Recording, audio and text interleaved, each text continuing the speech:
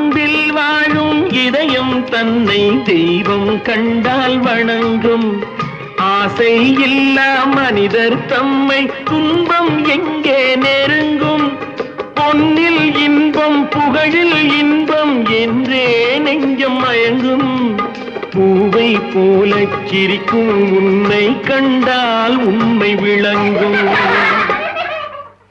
சிரித்து வாழ வேண்டும், பிற சிரிக்க வாழ்ந்திடாதே.